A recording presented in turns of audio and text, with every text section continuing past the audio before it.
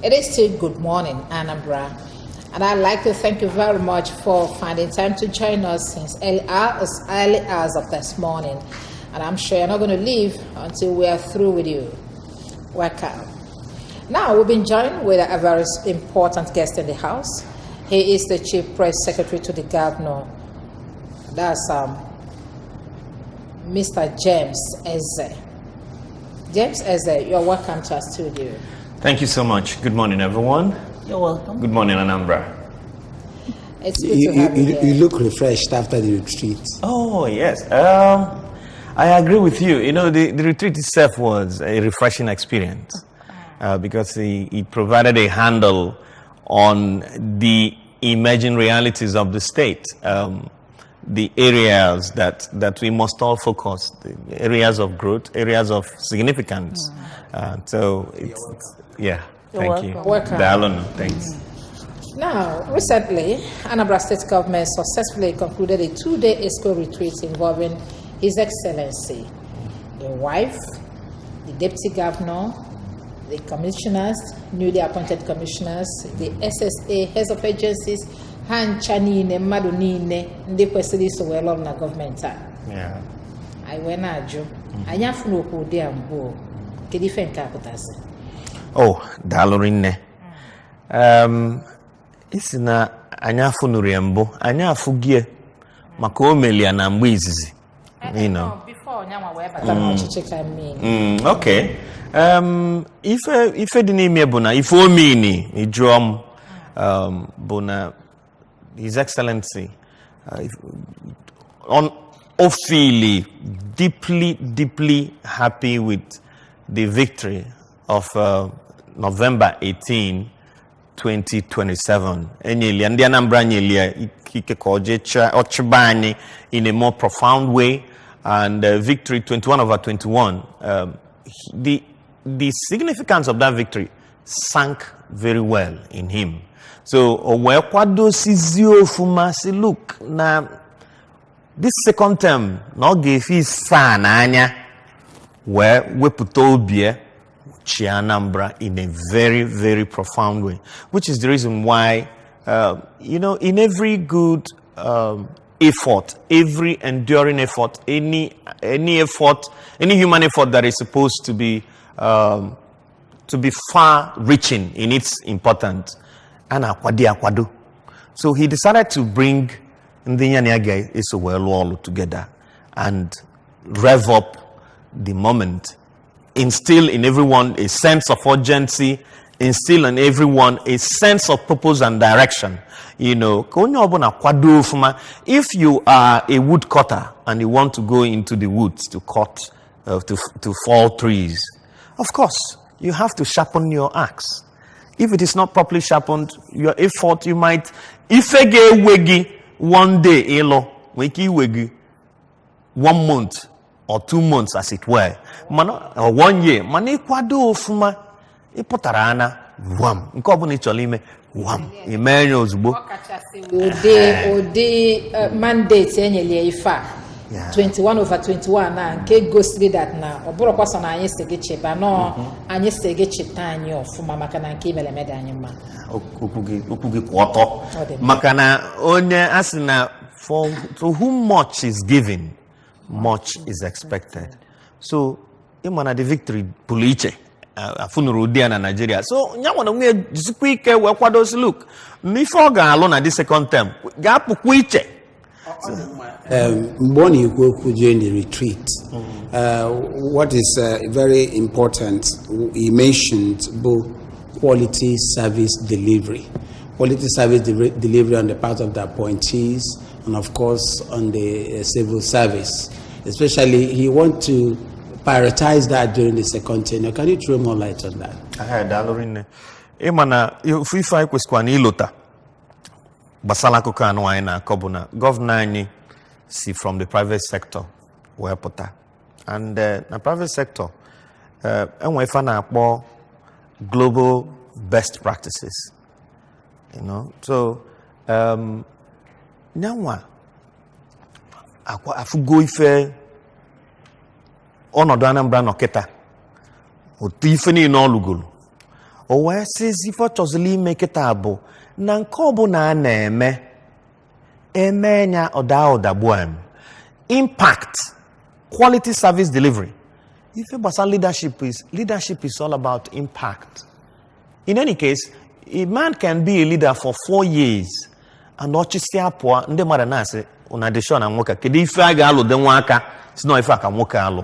So ife ọ chọrọ ime ife gọvanọ chọrọ ime kịta from ife akpalụ maka ya na retreat a nwe emelụ during the weekend bụ na ọ bụrụgodu no security a ka ọ chọrọ ịlụ a ga-eji wee lụta ya lụsie enyi ike ịghọtago. So and o kwesịrị prepare ndị ga-alụ ya bụ ọlụ deliver anya ọfụma.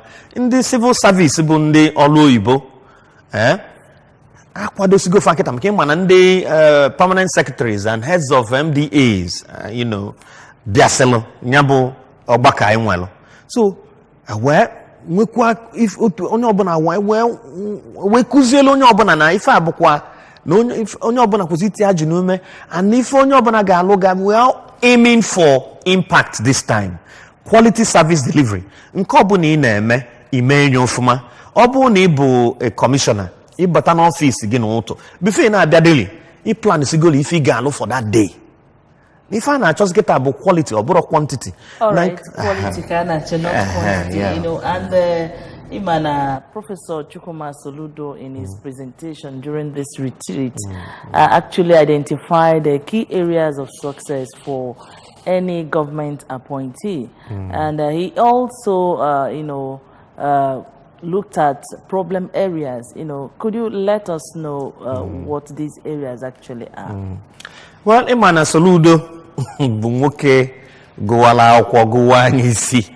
Ya onye ọbụla na-akwanyele ugwu maka na mfe ọbụla Soludo kwuru na debe omimi. So anyanwa bụrụkwa onye ọbụrụ sọsọ na prọfesọ mana nyanwa nwekwula experience n'ife gbasalụ ọchịchị. Anyị ga-elota na at the point he was economic advisor to the president. So wee lụọ na gọọmenti mata ife a na-ekwu doli anya ofuma. So part of what Soludo gave the commissioners and all the political appointees as survivor tips about na if is onye ọbụla kwesịrị ịghọta bụ ọ bụrụ na ị chọrọ ịdị effective n'ọlụ gị you have to understand the style and routine of your boss. Ya bụ na gị na Willie Obianọ na-alụ ọlụ kịta kedu ụdị mmadụ ọ bụ kedu attitude towards work. Ọ bụrụ na gị na-alụ ọlụ ma ị marọ na Willie Obianọ bụ somebody bụ okwu nie n'ụtụtụ kpọọ gị ma n'ime ime abalị o nwere ike ịkpọ gị jụọ gị ife gbasara ọrụ ị na-alụ ya ọ bụrụ na ị nọrọ on top of your game ị ga-enwe nsogbu. Yeah, another thing Soludo gwara anyị bụ that if it is not written it does not exist. It's a maxim that says na government bụkwa process ịghọtago na ọ bụrụ na mmadụ nwere ike o nwegasịrị ụmụ ọnwụnwa onye ọbụla nọ na ọrụ oyibo na-enwe inwe ike ịbata like ndị anyị nwa bụ ndị batasịrị ọfụ ndị na-asị gị na otu a ka esi eme ya na otu a ajụjụ onye ọbụla ga-ajụ bụ kedu ebe edeli ya unu si mee nke a n'otu a ka esi eme ya gosi m ebe edeli ya because if it is not written it does not exist. It doesn't exist. Soludo is very good at this magazine. If it is not broken, don't fix it. Why fix it? Yeah. Also Soludo bialo. I'm mana fella durotoye. Yeah. And then Osita Obu, former chief economic advisor to the president. And if in the fakulu, buke fapatola kebe dempa okachas nebe gbasala ọchịchị. Kedu ka anyị ga-esi nwee ike wee tinye ife a n'ọrụ anyị nwa bụ ndị Anambra na ndị ọchịchị nwa bụkwa ndị anyị rọpụtaghachi anyị kedu ka anyị ga-esi tinye ya n'ọrụ ka Anambra wee gaa n'iru?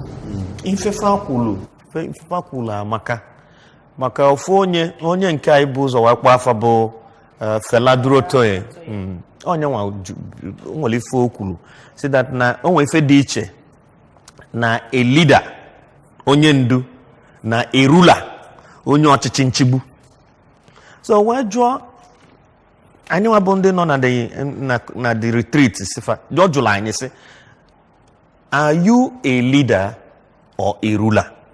Because ọ bụrụ na ị bụ onye ndu onye ndu dịka anafe lent anafa lent na kwado ime Easter.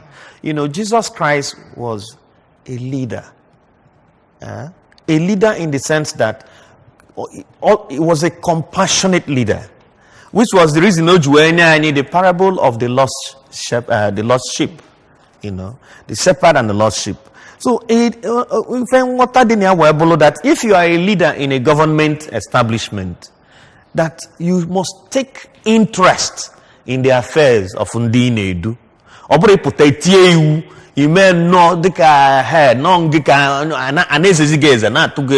So you should have compassion on Ndine lead. And when the look, unu banye na ọchịchị kita na na ife unu ga-eme o ọbụrụkwa ịbata isi na ndị civil servants na alụ under you, the useless.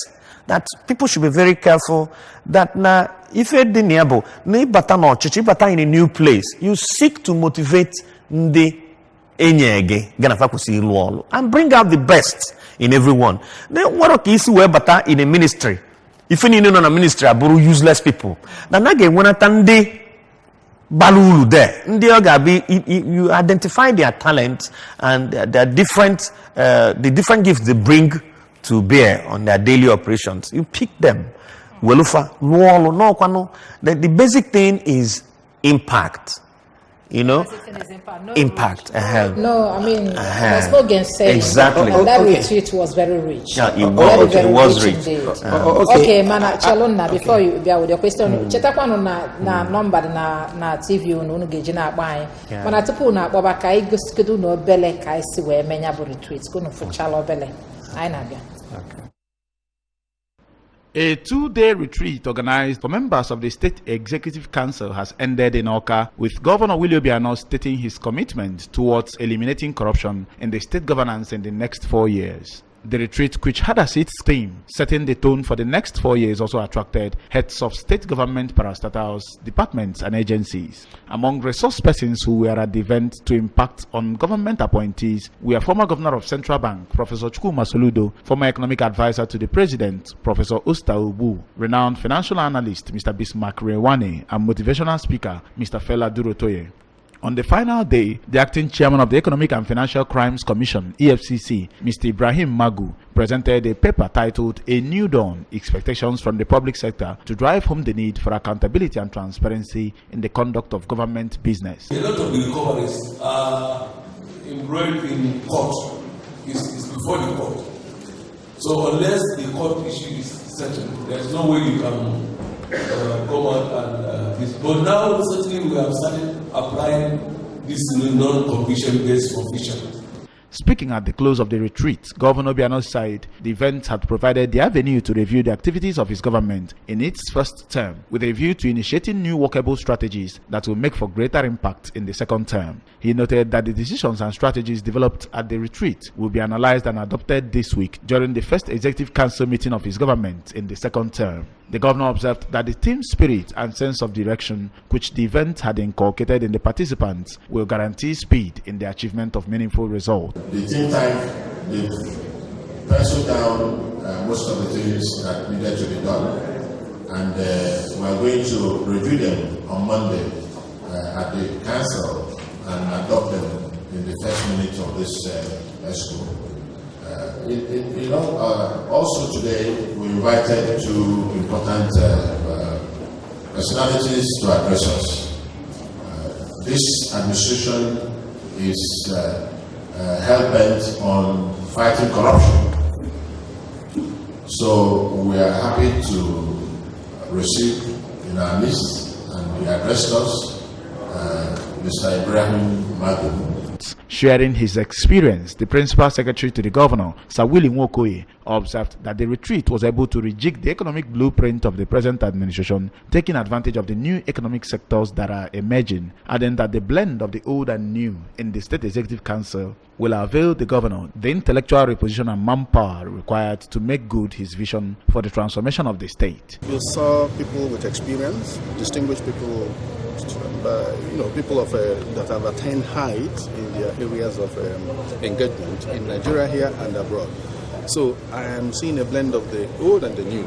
The newly appointed Commissioner for Information and Public Enlightenment, Mr. Sidon Adenoba, said his coming to the retreat marks the first visit the EFCC boss was making to any state of the Federation on such occasion, and noted that it showed how serious Governor Obiano takes integrity, accountability, and transparency. For the Senior Special Assistant to the Governor on Finance, Mr. Tony Lee, Governor Obiano has done a great job in his first term, while the next 4 years is to set a legacy, adding that they are now better equipped to deliver.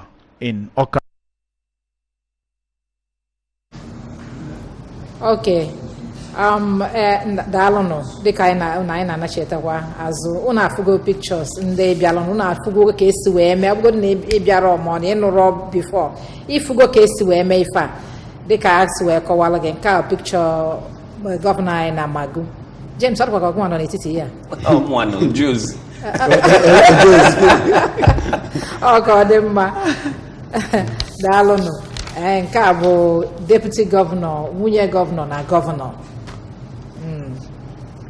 nke a bụzi ndị mmadụ ndị ikwusi bịachala ife a abụrụkwa obele ife ọ bụrụkwa obele ife o anyị ekene unu anyị ekene gọvanọ anyị daalụnụ daalụ ọ dị mma ka anyị gabakwa n'iru ajụjụ nchọba eju bụ governor during the retreat represent the economic pillars of his administration and the area the administration will focus more in this second tenure. Awatunde Anambra, what the governor presented. Nalorin, governor ni usilike sina ebe okaku ebe oku n'izizi ka okaku kuluo kita. You know, the Anambra Wheel of Development, which has 4 pillars: agriculture, industrialization, trade and commerce, and oil and gas. Mana onwezili nke ọzọ ife ọzọ otinyele na bụ the creative economy. Anyị akpọbugo maka the creative economy ebe I want. Mana the creative economy bụ the new addition governor tinyelu in order to bring out the best in every creative person in Anambra State. Nke onye ọbụla na-eme onwe ulu ọbalụ. Ọ bụrụ na ị bụ onye nka ị ga-afụnata the creative economy will help to enhance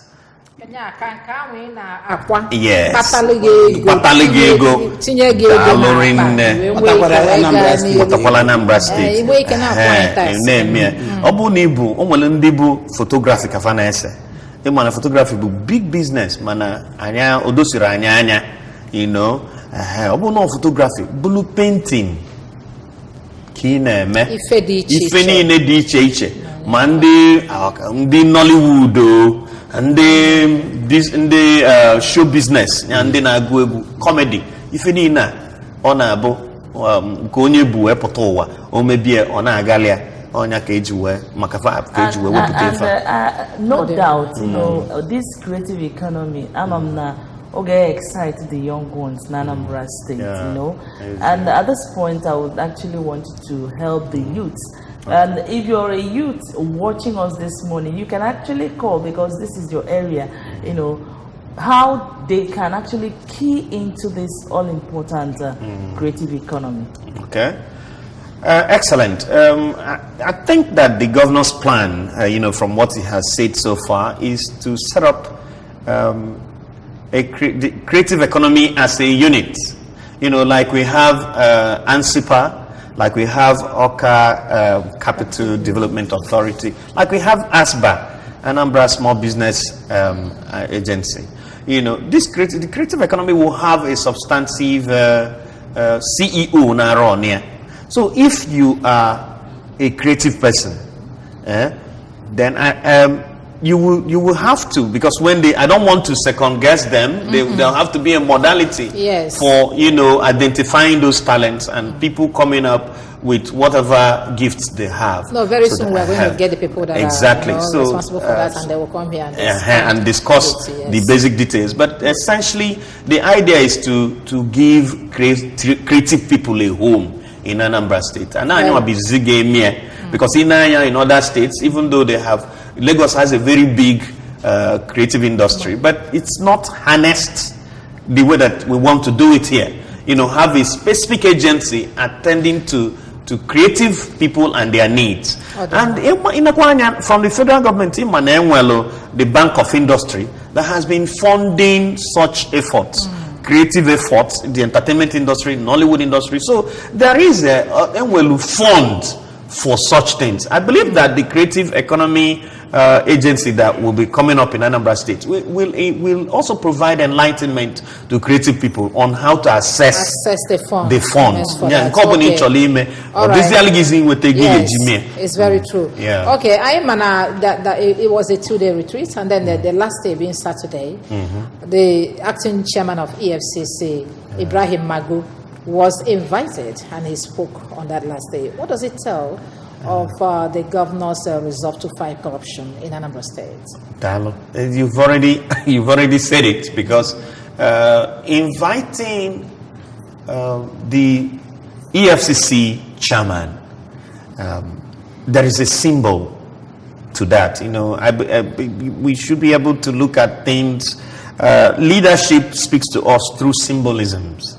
You know, through symbolisms, in the sense that if the governor wants to make a strong statement about his attitude towards corrupt practices in Anambra State, he doesn't have to come out and talk about it on radio or on TV. He could just invite the chairman of EFCC and have him talk.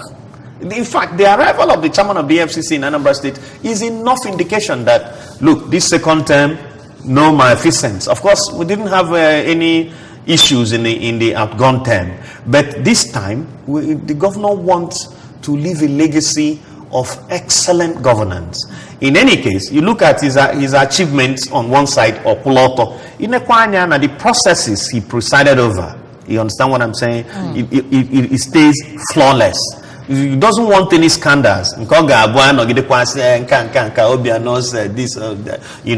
in a financial mess. So he has brought the chairman of the FCC as a strong symbol of what he intends to achieve. Okay, there's another aspect of that retreat that actually touches every other person, where His Excellency directed the head of service to mandate all offices, civil servants, to do a clean-up exercise Monday, Tuesday, and Wednesday.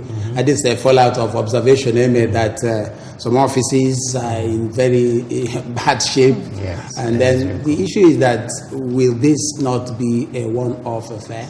No, it will not be. I have repeatedly made allusions to symbolism.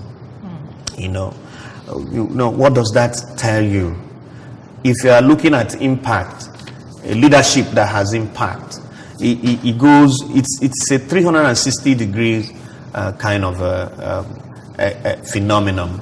You cannot talk about leadership excellence without taking care of the environment, especially the environment of work. Are you not saying that this is going to be a continuous supply? Yes, it has to be every week. In fact, as I talk to you now, the gentleman who made the presentation, Afiabu Twinkle.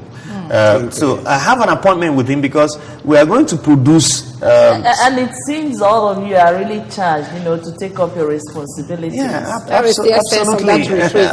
absolutely. A new broom sweeps clean. If you fail to sweep clean, then we have ourselves to blame. Thank you very much. Right. If you fail to sweep clean, you have yourself to blame, because the environment you abuse today will take its toll on you tomorrow. Of course, Governor said he's going to hold responsible leaders. Thank you very much. Thank you. We'd like to thank you for coming. Mr. James Eze, thank you. Thank you very much for coming. And then my people will have to go because we have a news coming at 9 o'clock. And after the news at 9, then we'll have sports. And then we'll come back for the final segment of this program. Thank you for being there for us.